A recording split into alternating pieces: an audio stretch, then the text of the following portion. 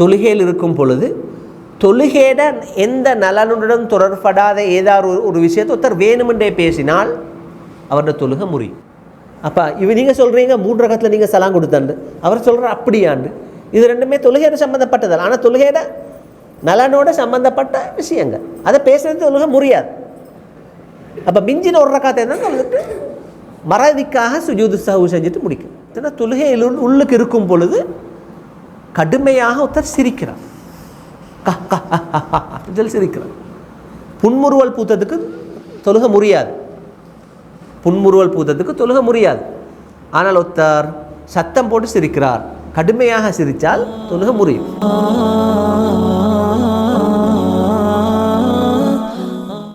அப்போ எங்கள்ட புதிய பாடத்தில் நாங்கள் இன்றைக்கு படிக்க போகிற விஷயம் என்னென்னா, தொழுகையை முறிக்கக்கூடிய காரியங்கள். தொழுகையை முறிக்கக்கூடிய காரியங்கள் என்ற அர்த்தம் என்ன? அந்த வேலைகளை செஞ்சால் தொழுகை முறியும். தொழுகை முறியும் என்ற அர்த்தம் என்ன? அந்த தொழுகையை இன்னொருக்கா தொழணும். நான் தொழுதது இவ்வளோ நேரம் தொழுதது பிழை, அது முறிஞ்சாச்சு, அது கணக்கெடுக்கப்பட மாட்டாது. என்ன செய்யணும்? அதை இன்னொருக்கா தொழணும்.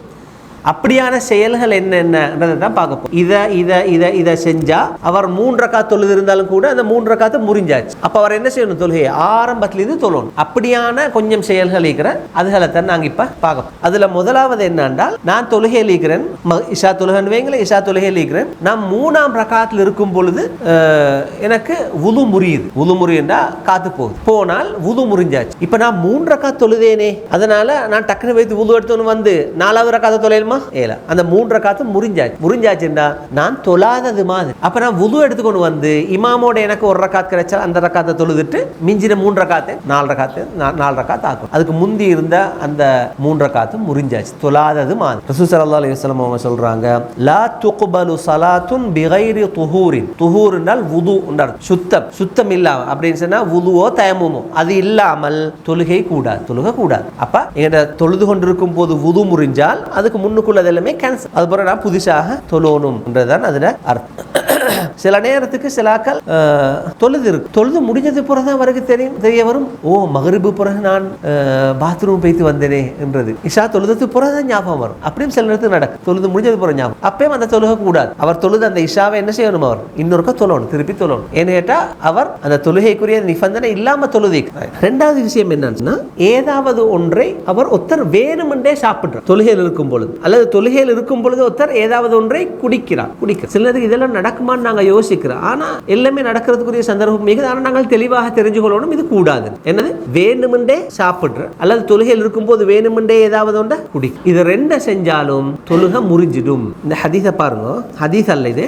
இந்த உலமாக்களுக்கு மத்தியில சில கிதாபுகள் தொகுத்திக்கிற எப்படின்னா, இமாம்கள் இப்ப எங்களுக்கு உலமாக்கள் இருக்கிறாங்க தானே, அவங்க மார்க்கத்துல சட்ட திட்டங்களை பேசும்போது சில நேரத்துக்கு அவங்க கருத்து முரண்பட்டு, சிலக்கள் சொல்றது கூடும், சிலக்கள் சொல்ற கூடாதுன்னு அப்படி கருத்து முரண்பட்டு நிறைய விஷயங்கள் அப்படி. அதே போல இன்னும் கொஞ்சம் விஷயம் இருக்கிற, எந்த ஆலிமும் கருத்து முரண்படவே இல்லை, எல்லாருமே ஒரே கருத்தை தான் சொல்றாங்க. எந்த மதஹபா இருந்தாலும் பரவாயில்லை, எந்த ஆலிமா இருந்தாலும் பரவாயில்லை, அவங்க கருத்து முரண்படவே இல்லை, எல்லாரும் இப்படி தான் சொல்றாங்க. அப்படியான மார்க்கல சில மசாலாக்கள் இருக்கு. சில உலமாக்கள் அப்படியானதுகளை தொகுத்து கிதாபாக எழுதி, அப்படி எழுதின உலமாக்கள் ஒருத்தர் தான் இப்னுல் முன்திர். அவர் ஒரு கிதாப் எழுதிக்கிற அல் இஜ்மா, அதாவது உலமாக்கள் கருத்து முரண்படாத அந்த விஷயத்துல கருத்து முரண்பட்டில் ஒருத்தரும் வித்தியாசமான கருத்து சொல்லி இல்லை, எல்லாரும் ஏகோபித்து ஒரே விஷயத்தை தான் சொல்லி. அப்படியான மசாலாக்கள்ல ஒன்றுதான் இது. எது? தொழுது கொண்டிருக்கும் போது ஏதாவது ஒன்றை ஒருத்தர் சாப்பிட்டால், ஏதாவது ஒன்றை வேணுமெண்டே குடிச்சால் என்ன? தொழுகை முறிஞ்சு. அவர் சொல்றதை பாருங்க, இப்னுல் முன்திர், இமாம் இப்னுல் முன்திர் அல் இஜ்மான்ற கிதாப்ல சொல்ற, வஅஜ்மஉ அலா அன்னல் முஸல்லிய மம்னூஉல் அக்லி வஷ். தொழக்கூடிய ஒருவர் சாப்பிடுவதற்கோ குடிப்பதற்கோ அனுமதிக்கப்பட மாட்டார், அவர் தடுக்கப்பட்டிருப்பார் தொழுகிற நிலையில். வஅஜ்மஉ, உலமாக்கள் எல்லோரும் ஏகோபித்து கூறியிருக்கின்றார்கள், அலா அன்ன மன் அகல வ ஷரிப ஃபீ ஸலாத்திஹில் ஃபர்தி ஆமிதன். ஃபர்தான தொழுகையில் ஒருவர் வேண்டுமென்றே குடித்தால், வேண்டுமென்றே சாப்பிட்டால் அன்ன அலைஹில் இஆத், அவர் அந்த தொழுகையை திருப்பி தொழ வேண்டும் அப்படின்னு அர்த்தம் என்ன? தொழுகையை திருப்பி தொழணும் என்ற அர்த்தம் என்ன? ஏதாவது ஒருத்தர் சாப்பிட்டால் வேணுமெண்டே, ஏதாவது ஒன்றை வேணுமெண்டே குடிச்சா தொழுகை முறி. இது ஏகோபித். யாருமே இதுல வித்தியாசமான கருத்து இல்லை. இதுல ஃபர்தான தொழுகை அப்படின்னு அர்த்தம் என்ன? ஃபர்தான தொழுகையில ஒருத்தர் வேணுமெண்டே குடிச்சால் சாப்பிட்டால் தொழுகை முறிஞ்சாச்சு, அந்த தொழுகையை திருப்பி தொழணும் என்று சொன்னால் அதுல அர்த்தம் என்ன? அதுதான் ஏகோபித்தி. சுன்னத்தான தொழுகையில ஏகோபித், அதுல பிரச்சனை இருக்கிறான்னு அர்த்தம். அதுதான் ஃபர்தான தொழுகையில் எல்லா உலமாக்களும் ஏகோபித்த. சரி, ரைட். அப்ப அடுத்தது வேணுமெண்டே சாப்பிட்டால், வேணுமெண்டே குடிச்சால் தான். ஆனா தவறுதலாக நடந்தால், அதுகள் சாப்பிடுதலோ குடித்தலோ தவறுதலாக நடந்து ஏதோ ஒரு முறையில் குடிப்பட்டு அப்படி என்றால் அதுக்கு தொழுகை முறியாது. அதுக்கு என்ன ஆதாரம் என்றால் அல்லாஹ் குர்ஆன்ல சொல்றான், பொதுவான ஆயத்தில், இது சாப்பிட்டதோடு சம்பந்தப்பட்டதல்ல, பொதுவாக ஒரு விஷயம் தவறுதலாக நடந்தால் அதோடு சம்பந்தப்பட்ட. அல்லாஹ் சொல்றான், வலைஸ அலைக்கும் ஜுனாஹுன் ஃபீமா அக்ததும் பி, நீங்க ஏதாவது ஒன்றுல தவறுதலாக ஒன்றை செஞ்சால் வலைஸ அலைக்கும் ஜுனாஹ், அதுல உங்களுக்கு பாவம் இல்லை, தவறு இல்லை. வலாக்கிம்மா தஅம்மதத் குலூபுக், உங்களது உள்ளம் வேணுமென்றே ஒன்றை செய்தால், உள்ளத்தால நினைச்சு ஒன்றை வேணுமென்றே செய்தால் அதுதான் உங்களுக்கு பாதிப்பை ஏற்படுத்தும். இது தொழுகையோடு சம்பந்தப்பட்ட மசாலா மட்டும் விஷயம் மட்டுமல்ல, இது எதோட சம்பந்தப்பட்டது? நோம்போட சம்பந்தப்பட்டது. நோம்போட ஒருத்தர் தவறுதலாக குடிச்சால், தவறுதலாக தண்ணி குடிச்சான்னு சொன்னா அவரை நோம்பு முடியாது. அதான் நாங்கெல்லாம் சிறுசில முந்தி கொஞ்சம் ஒரு மணி 2 மணி ஆகத்துல தண்ணி தாகம் வந்தாச்சு, அது பிறகு குஷ்ணிக்கு வெளியே போய்த்து தொண்டைய நினைச்ச பாக்குறேன், எப்படி வாயை கொப்பளிச்சு கேட்டா சொல்றேன், வாய் ஹாஞ்சிக்கிறேன் அஜட்டி வாய் கொப்பளிச்சு 2-3 சொட்டு உள்ளுக்கெல்லாம் மெதுவாக இறக்கொள். அது பிறகு கேட்டா சொல்ற தவறி குடிப்பட்டு, அல்லது நோம்பு விட்டது பிறகு யாராலும் முத்தர் கேட்கிறேன், உங்களுக்கு நோம்பாடிங்க இல்ல, தவறி தண்ணி குடிப்பட்டு, அதாவது தன்னை காப்பாற்றி கொள்றதுக்கு. அது சின்ன பிள்ளைகளுக்கு நல்ல இன்ட்ரெஸ்டான விஷயங்கள். சரி, ஆனாலும் இப்ப நாங்க தெரிஞ்சுக்கொள்ளணும், எதாக இருந்தாலும் சரி ஒன்று தவறாக நடந்தால் அது அந்த வணக்கத்தை முறிக்காது. அதுக்கு ஆதாரம் என்ன? இதுதான், வேணுமென்றே ஒன்று செஞ்சால் தான் முறிக்கும். அதே போல இன்னொரு சூரத்துல அல்லாஹ் சொல்றான், லா யுகல்லிஃபுல்லாஹு நஃப்ஸன் இல்லா உஸ்ஸாஹா, அல்லாஹ் எந்த ஆத்மாவையும் அதனது சக்திக்கு ஏற்றதான் ஒன்றை கஷ்டப்படுத்தும், அதாவது அவனுக்குரிய அந்த கடமையை கொடுப்பான். அப்படி வந்து அல்லாஹ் சொல்றான், ரப்பனா லா துஆஹித்னா இன் நஸீனா அவ் அக்தஅனா, எனது இறைவனே அல்லது எங்களது இறைவனே, நாங்க ஏதாவது ஒன்றை மறந்து செஞ்சிட்டோம் என்றால், தவறொண்ட மறந்து செஞ்சிட்டோம், அல்லது நாங்க தவறுதலாக செஞ்சிட்டோம், மறந்து செஞ்சிட்டோம் அல்லது தவறுதலாக செஞ்சிட்டோம் என்றால் அதுக்கு எங்களை குற்றம் பிடிக்காதே என்று அல்லாஹ் எங்கள் துஆ கேட்க சொல்லி எங்களுக்கு அல்லாஹ். அப்படின்ற அர்த்தம் என்னண்டா, நாங்க ஏதாவது ஒன்றை மறந்து செஞ்சிட்டோம் என்றா அல்லது தவறுதலாக செஞ்சிட்டோம் என்றா அதுக்கு அல்லாஹ் தஆலா குற்றம் பிடிக்க மாட்டான் என்றதான் இது ரெண்டும் காட்டும். ஆகவே தொழுகையில ஒருத்தர் ஏதாவது ஒன்றை வேண்டுமென்றே சாப்பிட்டால், அது வேண்டுமென்றே குடித்தால் அவருடைய தொழுகை முறியும். ஆனால் அதே அவர் தவறுதலாகவோ அல்லது மறதியாகவோ செஞ்சான்னு சொன்னா அது முறியாது என்றதுதான் இந்த விஷயத்தை வச்சு நாங்கள் விளையும். ஆகவே எங்களோட தொழுகையை முறிக்கக்கூடிய முதலாவது விஷயம் என்னன்னா, தொழுது கொண்டிருக்கும் பொழுது எங்களோட உது முறிகிற ஏதாவது ஒன்று நடக்க காத்து போகுது. உதாரணம். ரெண்டாவது விஷயம் என்ன? தொழுகையை முறிக்கிறது, நாங்கள் தொழுது கொண்டிருக்கும் பொழுதே வேணுமென்றே ஏதாவது ஒன்றை சாப்பிடுறோம் அல்லது குடிக்கும். இப்ப சில நேரத்துக்கு பல்லுள்ளது உண்டு, தொழுது கொண்டிருக்கும் போது வெளியே வந்து திடீர்னு புழுங்கிப்பட்டால் அது சின்ன துண்ணோடு தானே, அது முறியாதுன்னு சொல்லி உலமாக்கள் சொல்றாங்க. அதுக்காக தொழுகை முறியாது. ஆனா அதுகள் எல்லாத்தையும் நாங்கள் தவிர்த்து கொள்ளணும்டா, அந்த சுண்ணத்தை பின்பற்றினா சரி. தொழுது முடிஞ்சா என்ன செய்யற, வாயை நல்லா கொப்பளிச்சால் பல்லுள்ளதுகளும் சேர்ந்து வெளியே பேய்த்திடும், அது பிறகு எங்களுக்கு திருப்தியாக தொழலாம். அடுத்த சுண்ணத்தை பின்பற்றினா, அடுத்த சுண்ணத்தை என்ன, வுது எடுக்கும் போது பிரஷ் பண்றது, பல் துலக்கினாலும் பல்லுகள் சிக்கி கொண்டிருக்கிற அந்த சாப்பாடு இதுகள் வெளியே பேய்த்து. அடுத்தது தொழுகையை முறிக்கக்கூடிய அடுத்த விஷயம் என்னன்னா, தொழுகையில் இருக்கும் பொழுது தொழுகையிட எந்த நலனோட தொடர்புபடாத, தெளிவாக விளங்கிக்கோங்க. தொழுகையில் இருக்கும் பொழுது தொழுகையிட எந்த நலனுடன் தொடர்படாத ஏதாவது ஒரு விஷயத்தை ஒருத்தர் வேணுமென்றே பேசினால் அவருடைய தொழுகை முறியும். அப்படிதான் அர்த்தமே. தொழுகையில் இருக்கும் பொழுது தொழுகையின் நலவுகளில் தொடர்புபடாத ஏதாவது ஒன்றை பேசணும் அப்படின்னு அர்த்தம் என்னன்னா, தொழுகையிட நலனோட தொடர்பட்ட ஏதாவது ஒன்று அவசியம் பேசணும் என்று வந்தால் பேசினால் தொழுகை முறியாது என்றுதான் அர்த்தம். சும்மா தேவையில்லாத ஒன்றை நான் பேசினால் தொழுகையோட தொடர்பு இல்லை, சுகமான் சொன்னா சுகம் தான், அப்படியான வார்த்தைகளை நான் பாவிச்சுட்டேன்னு சொன்னா தொழுகை முறிஞ்சு. தொழுகையோட சம்பந்தப்பட்ட, அப்ப அது என்ன தொழுகையோட சம்பந்தப்பட்டது என்றது பின்னுக்கால உள்ள ஹதீஸல பார்க்கும்போது எங்களுக்கு விளங்கும் இன்ஷா அல்லாஹ். பாருங்க, இந்த ஹதீஸை ஸைத் இப்னு அர்கம் என்ற அந்த சஹாபி சொல்றார், குன்னா நதகல்லமு ஃபிஸ் ஸலாஹ், நாங்க தொழுகையில இருக்கின்ற பொழுது பேசுபவர்களாக இருந்தோம். தொழுகையில் இருக்கும்போது முந்தி தடுக்கப்படுறதுக்கு முந்தி சஹாபாக்கள் தொழுகையில நின்று கொண்டு என்ன செய்யற, பேசுற. இப்ப பயான்கள் ஸ்கூல்ல நிகழ்ச்சிகள் நடக்கும் போது 2 பேருக்கு நிகழ்ச்சி நடந்து கொண்டே சீரியஸா பக்கத்துல உள்ள ஒருத்தரோட பேசுற, என்னத்தை பேசுறது பேசு. அது மாதிரி அந்த காலத்துல நடந்திருக்குது. சஹாபாக்கள் காலத்துல சஹாபாக்கள் பேசு. அந்த சஹாபி தெளிவாவே சொல்ற, பாருங்க, நாங்கள் தொழுகையில் இருக்கின்ற போது பேசுபவர்களாக இருந்தோம். எப்படி என்றால், யுகல்லிமு ரஜுலு மின்னா சாஹிபஹு வஹுவ இலா ஜம்பிஹி ஃபிஸ் ஸலாஹ், பக்கத்துல நின்று கொண்டிருக்கும் பொழுது பக்கத்துல இருக்கக்கூடிய கூட்டாளியோட பேசக்கூடியவர்களாக இருந்தார். உதாரணமா நசாரனா பக்கத்துல இருந்தாரு சொன்னா, நான் அவட சொல்றேன் அசர்பன் சரி ஹயர்கள் ஐக்ரா கேட்க தொழுது அவரை சொல்றேன், இல்ல போயிலும் பேசிக்கொள். தொழுகை உள்ளுக்கு இருக்கும் பொழுது அப்படி எங்கட சாதாரண விஷயங்களை பேச தேவையானது. இப்ப யோசிச்சு அப்படி இப்ப மீதான் நல்ல பண்ணா சரி. அப்படி சஹாபாக்கள் செய்து கொண்டிருந்தார்கள். ஹத்தா நஸலத், இன்னொரு ஆயத்தொண்டு இறங்கும் வரைக்கும், அதாவது தொழுகையில் இருக்கும் பொழுது வேற விஷயம் பேசலாண்டு தடை விதித்த வசனம் இறங்கும் வரைக்கும் சஹாபாக்கள் அதை செய்து கொண்டிருந்தார். என்ன வசனம் அது? வகூமு லில்லாஹி கானித், நீங்கள் அல்லாஹ்வை மௌனித்து, ஆக்களுடைய பேசாம மௌனமாக இருந்து வணங்குங்கள் என்ற கானித்தீன், அந்த மௌனமாக இருந்து அல்லாஹ்வை வணங்குங்கள் என்ற அந்த வசனம் வரும் வரைக்கும் சஹாபாக்கள் பக்கத்தில் உள்ளாக்களோட பேசிக்கொண்டு அந்த வசனம் இறங்கினோடனே முடிச்சு. அதுக்கு பிறகு வேற பேச்சில் அதோட தவிர்த்து கொண்டார். அது வரும் வரைக்கும், இந்த வசனம் இறங்கும் வரைக்கும் சஹாபாக்கள் பேசிக் கொண்டிருந்தார்கள். அமைதியாக தொழும்படி நாங்கள் ஏவப்பட்டோம், பேசுவதற்கு தடுக்கப்பட்டோம் அந்த ஹதீஸ்ல அந்த சஹாபி சொல்றோம். ஆகவே இது என்னத்தை காட்டுற? தொழுகையில் இருக்கும் பொழுது ஆரம்ப காலத்துல அதுக்கு அனுமதி ஒன்று இருந்து சஹாபாக்கள் செஞ்சு கொண்டு தான் இருந்தாங்க. அது பிறகு இடையில அதுக்கு தடை வந்து, அதுக்கு பிறகு சஹாபாக்கள் தேவையில்லாத ஒன்று பேசி அவங்க அமைதியாக இருந்தாங்க. சில சம்பவங்கள் நடந்திருந்தால் அவங்களுக்கு அந்த தடை வந்து தெரியாண்டு அர்த்தம். சஹாபாக்கள்லே அதுக்கு பிறகும் சில சம்பவங்கள் நடந்திருந்தால் அவங்க தெரியாததுனால அதை செஞ்சிருப்பாங்க, தெரியப்படுத்தினோடனே அவங்க அதில் இருந்து தவிர்த்து கொண்டிருப்பாங்க. பாருங்க அடுத்தது, அப்ப தொழுகையில் இருக்கும்போது வேற ஒன்றும் பேச இயலாது. ஆனா தொழுகையோட சம்பந்தப்பட்ட ஏதாவது நலன்களை பத்தி பேசினால் தொழுகை முடியாதுன்னு சொன்னோமே, அதுக்குரிய ஆதாரம் என்ன, அதோட விளக்கம் என்னன்றது பின்னுக்கால உள்ள ஹதீஸை பார்க்கும்போது விளங்குது. அது என்னன்னு சொன்னா, ஒரு சஹாபி, அது முஆவியா இப்னுல் ஹக்கம் என்ற ஒரு சஹாபி, அது எங்கட முஆவியா ரலியல்லாஹு அன்ஹு அல்ல, அந்த ஹசன் ரலியல்லாஹு அன்ஹுக்கு பிறகு ஹலீஃபாவாக வந்த முஆவியா ரலியல்லாஹு அன்ஹு அல்ல, இது வேறொருத்தர். அவர் சொல்றார் ஒரு நீண்ட ஹதீஸ்ல, வபைனா அன உஸல்லி மா ரசூலில்லாஹி ஸல்லல்லாஹு அலைஹி வஸல்லம், நாங்க ஒரு நாள் ரசூல் ஸல்லல்லாஹு அலைஹி வஸல்லம் அவர்களோடு தொழுது கொண்டிருக்கும் பொழுது, இது அதஸ ரஜுலும் மின், எங்களோடு தொழுது கொண்டிருந்த ஒருத்தருக்கு தும்மல் வந்து அவர் அல்ஹம்துலில்லாஹ் என்று சொல்லி, அது பிள்ளையா? ஒருத்தர் தும்மத்திலே தொழுகையில் இருக்கும் பொழுது தும்மினால் அல்ஹம்துலில்லாஹ்னு சொல்றது பிள்ளையா? பிள்ளை இல்லை. ஏன் பிள்ளை இல்லைன்னு சொன்னோம்? ஏன்னாட்டா அதுல மனிதர்களோட தொடர்பட்டது ஒன்றும் இல்லை, எல்லாமே அல்லாஹ்வோட தொடர்பு. அல்ஹம்துலில்லாஹ் அல்லாஹ்வை தான் புகழும். அது தொழுகையோடு சம்பந்தப்படாத திக்ராக இருந்தாலும் கூட தொழுகையில தடுக்கப்பட்டதல்ல. அப்ப இந்த முஆவியா ரலியல்லாஹு அன்ஹு ஃபகுல்து யர்ஹமுக்கல்லாஹ், அவர் யர்ஹமுக்கல்லாஹ்னு சொல்லி அது செல்லவே, ஏன்னாட்டா யர்ஹமுக்கல்லாஹ்ன்றது நான் இன்னொரு யர்ஹமுக உனக்கு அல்லாஹ் என்று நான் தொழுகையில் இருக்கும்போது இன்னொரு மனிதனோட தொடர்பாகிறேன், துஆவாக இருந்தாலும் இன்னொரு தொடர்படுத்துறேன். அப்ப ஃபஹத்தகனி,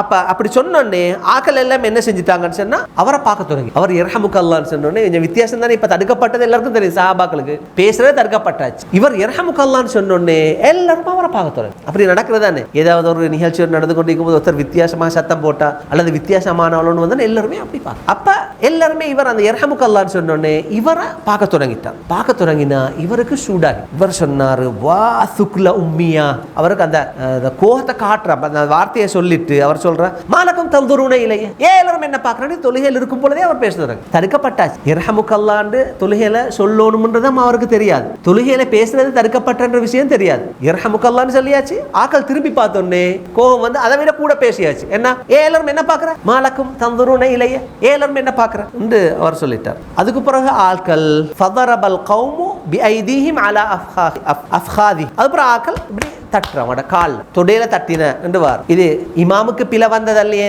இமாமுக்கு பிழை வந்தா தான் என்ன சொல்லணும், ஆம்பளர்கள் சுப்ஹானல்லாஹ் சொல்லணும், பொம்பளர்கள் என்ன செய்யணும், கையை தட்டணும். கை தட்டணும் இப்படி அல்லே, எப்படி இப்படி தட்டுற, கைக்கு மேல தட்டுற.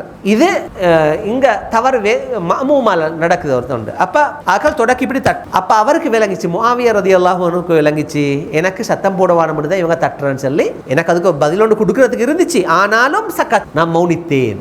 அப்படி அர்த்தம் என்ன, பாக்கத்திலே என்னலும் என்ன பாக்குறன்ற, அப்புறம் தொடையில கையை தட்டினோடனே அவருக்கு பதில் ஒன்று இருந்துச்சா, ஆனா பதில சொல்லாம சக்கத், என்ன செஞ்சேன், நான் மௌனித்தேன், நான் மௌனித்தேன். இந்த ஹதீஸ் முடியல. அதுக்கு பிறகு தொழுகை முடிஞ்சதுக்கு பிறகு ரசூல் ஸல்லல்லாஹு அலைஹி வஸல்லம் அவங்க அவரை கூப்பிட்டோன்னே அவருக்கு சில நல்ல விஷயங்களை சொல்லிக் கொடுக்கு. இப்போ அந்த முஆவியா ரலியல்லாஹு அன்ஹு சொல்றதை பாருங்க, மா ரஅய்து முஅல்லிமன் கப்லஹு வலா பஅதஹு அஹ்ஸன தஅலீமன் மின், நான் நபி ஸல்லல்லாஹு அலைஹி வஸல்லம் அவர்களை போன்று நல்ல முறையிலே கற்பிக்கக்கூடிய ஒரு ஆசிரியரை அதற்கு முன்னும் காணவில்லை, அதற்கு பிறகும் கண்டதில்லை.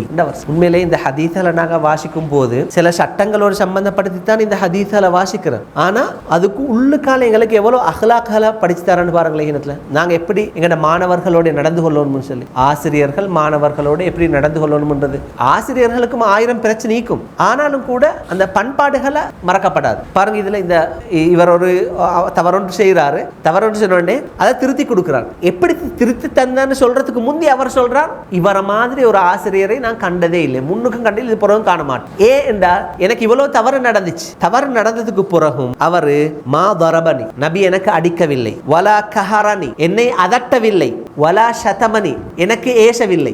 அப்ப அப்படின்னு அர்த்தம் என்னன்னா, இவர் இந்த தவற தொழுகையுள்ளுக்கு செஞ்சுட்டு தொழுகை முடிஞ்சு நபி கூப்பிட்டோன்னே இவர் இதெல்லாத்தையும் எதிர்பார்த்திப்பார். எனக்கு அடிச்சுவாரு, அல்லது எனக்கு அதட்டுவாரு, அல்லது எனக்கு ஏசுவாருன்னு எதிர்பார்த்தி. நபி அது மூணையுமே செய்யல. மூணையுமே செய்யாம அவர் தொழுது முடிஞ்ச கிட்ட கூப்பிட்டு சொல்றாரு, இன்ன ஸலாத்தனா ஹாதி லா யுஸ்லுஹு ஃபீஹா ஷைஉம் மின் கலாமின் நாஸ். எங்கன தொழுகை இருக்குது இது, இதுல மனிதர்களோட பேசுற எந்த ஒன்றும் சரி வராது, மனிதர்களோட எந்த பேச்சோட தொடர்படப்படாது. இன்னமாஹிய தக்பீரு வத் தஸ்பீஹு வ திலாவத்துல் குர்ஆன். தொழுகையில உள்ளதெல்லாம் தக்பீரும், அல்லாஹ்வை மேன்மைப்படுத்துறது, அல்லாஹ்வை துதிக்கிறது, குர்ஆன் ஓதுறது. இதுதான் இந்த தொழுகையில கேட்கிறதே தவிர ஆட்களோட பேசிக்கொள்ற விஷயங்கள் ஒன்றும் இதுக்குள்ள சரி வராது என்று நபி ஸல்லல்லாஹு அலைஹி வஸல்லம் அவங்க நல்ல வழிகாட்டல ஒன்றை கொடுக்கு. அப்ப இதுல என்ன செஞ்சிக்கிற, பேசும் போது இந்த தொழும் போது இவர் அந்த தொழுகையோட சம்பந்தப்படாத ஒரு விஷயம் ஒன்று சொல்லிக்கிறார். ஆனா இவருக்கு பேசிக்கிறார். பேசினாலும் கூட நபி தொழுது முடிஞ்சிட்டு வந்தோடனே நீங்க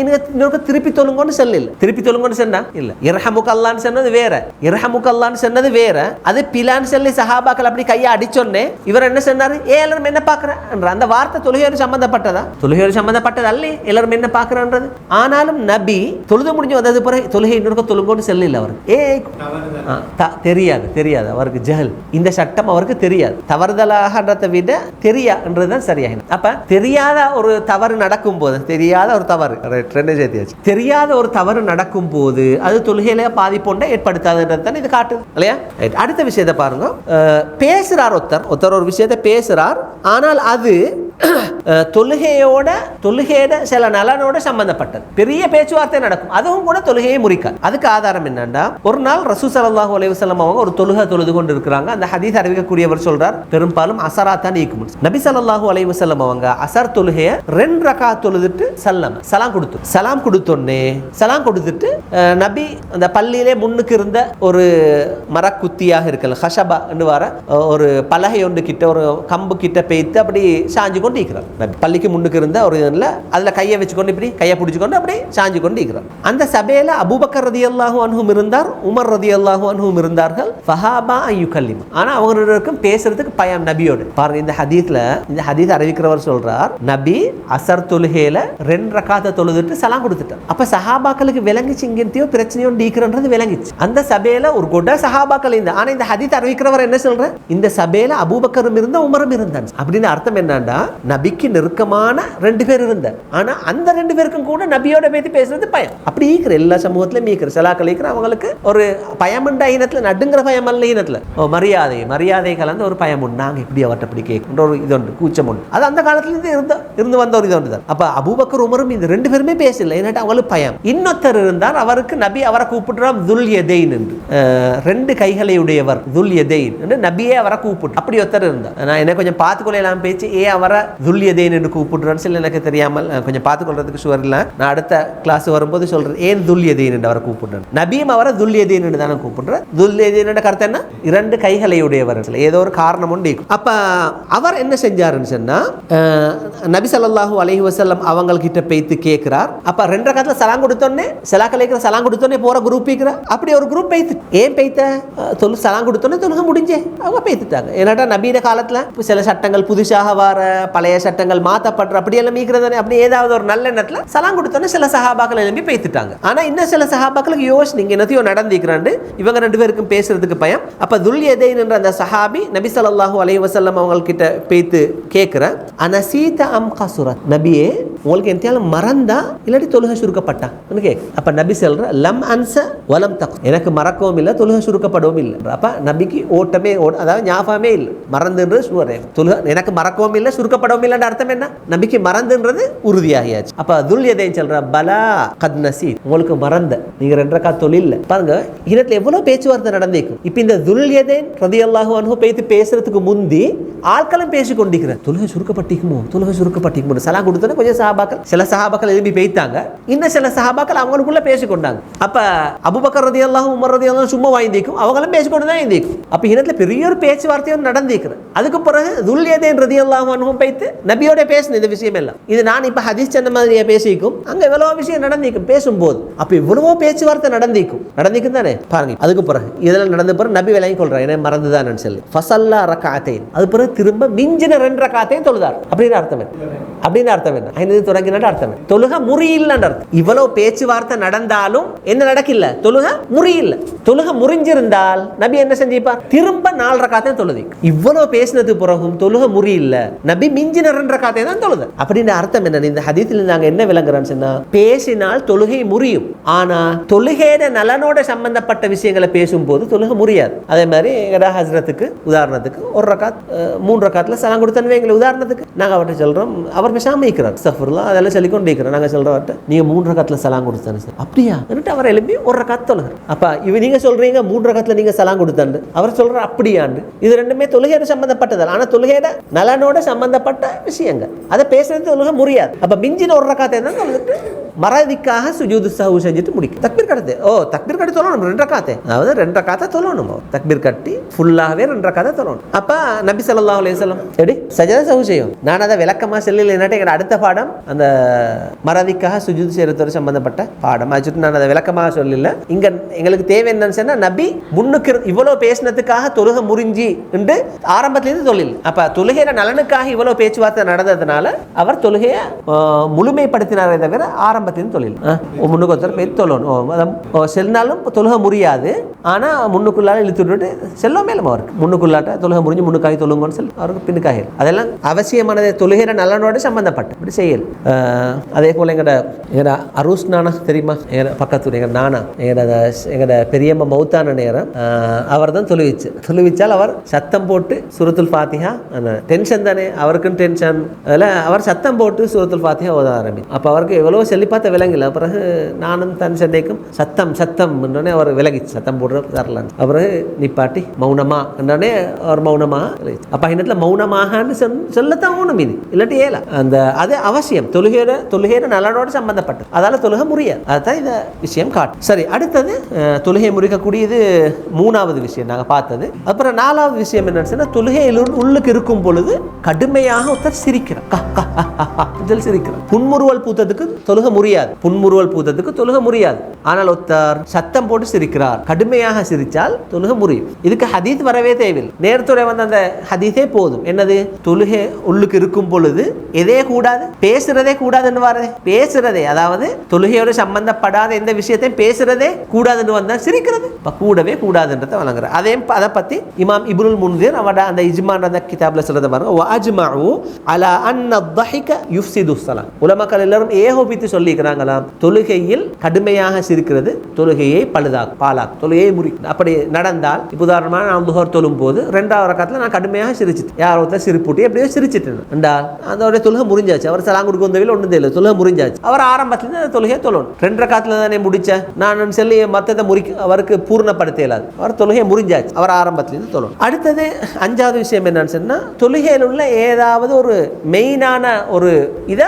மெயினாக செய்ய வேண்டியது ஒன்று ஒருத்தர் விட்டுறார். தொழுகையோட மெயினானதுல ஒன்று என்னன்னு சொன்னா துமஅனீனான்னு சொன்னால் ஒவ்வொரு இருப்பிலேயும் அமைதி காக்க, கொஞ்ச நேரம் இருக்கிறது, தாமதிக்கிறது. ஒவ்வொரு இருப்பிலேயும் தாமதிக்கிறதுன்றது தொழுகையோட மிக முக்கியமான ஒரு இதொண்டு, ருக்குன் ஒரு இதொண்டு. அப்ப அது ஒருத்தரால உடுபட்டு சொன்னா அப்பயும் தொழுகை முறியும். வேணுமெண்டே விட்டால் தொழுகை முறியும். தவறுதலாக விட்டான்னு சொன்னா சஹவு செய்யல் தானே. ஒருத்தர் வேணுமெண்டே விட்டால் தொழுகை முறியும். பாருங்க, இந்த ஹதீஸை நான் இதுக்கு முந்தி எத்தனையோ முறை சொல்லிக்கிறேன். நபி ஸல்லல்லாஹு அலைஹி வஸல்லம் அவங்க ஒரு நாள் தொழுது கொண்டு இருக்கும் பொழுது சஹாபிகள் ஒருத்தர் வாராரு, வந்து தொழுகிறார், தக்பீர் கட்டுறார், ருக்கு செய்றார், சுஜூத் செய்றார், தொழ வேண்டியதெல்லாம் தொழுகிறார். ஆனா ஒன்றிலேயுமே அவர் தாமதிக்கல. தொழுகையில தாமதிக்கிறதுன்றது மிக முக்கியமான ஒரு விஷயம் உண்டு. அவர் தாமதிக்கல. தொழுது முடிஞ்சிட்டு வந்தோன்னா நபி சொல்ற நீங்க தொழில் இன்னொரு தொழுங்க, இன்னொரு வந்தோடனே சொல்ற நீங்க தொழில் இன்னொரு தொழுங்க. அப்படி 2-3 முறை நடக்கும். அப்புறம் அந்த சஹாபியை சொல்ற எனக்கு இதை தவிர தெரியா, நீங்க என்ன சொல்லி தாங்க. அப்புறம் நபி சொல்லி கொடுக்கு, நீங்க தொழுதான்னு சொன்னா ருக்கு ஓதுறது, அப்புறம் ருக்கு போனா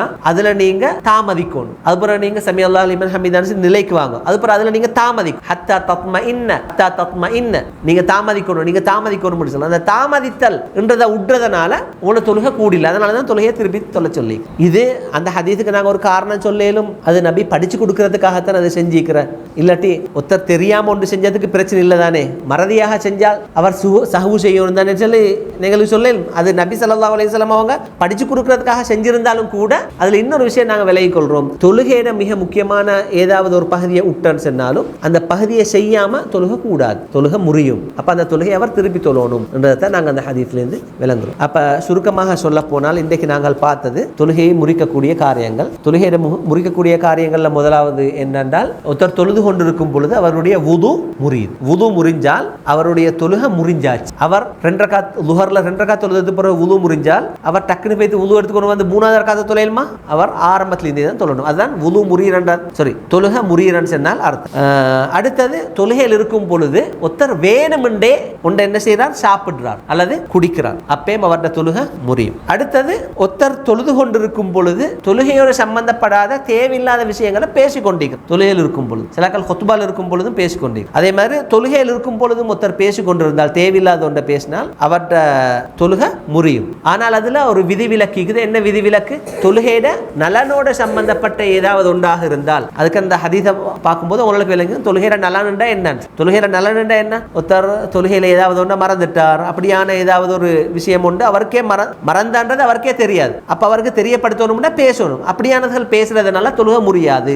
எப்ப அவருக்கு அந்த விஷயம் விளங்குதோ அதுக்கு பிறகு அவர் மிஞ்சினத்தை தொழுது முடிக்கலாம். ஆரம்பத்திலிருந்தே தொடங்க தேவையில்லை என்றதையும் பார்த்தோம். அடுத்தது தொழுகையில கடுமையாக ஒருத்தர் சிரிச்சால் பொன்முறுவல் பூத்தால் அவர் தொழுகை முடியாது. ஆனால் கடுமையாக சிரிச்சால் தொழுகை முடியும் என்றதை பார்த்தோம். அதே போல தொழுகையிட மிக முக்கியமான ஏதாவது ஒரு பகுதியை விட்டாலும் வேணுமென்றே விட்டால் தொழுகை முடியும். வேணுமென்று மறந்தால் அந்த தொழ வேண்டியதாக இருந்துச்சுன்னா திருப்பி அந்த துண்டை மட்டும் தொழுதுட்டு, அதாவது ரக்காத்தால் உடுபட்டால் ரக்காத்தை நாங்கள் திருப்பி தொழணும்.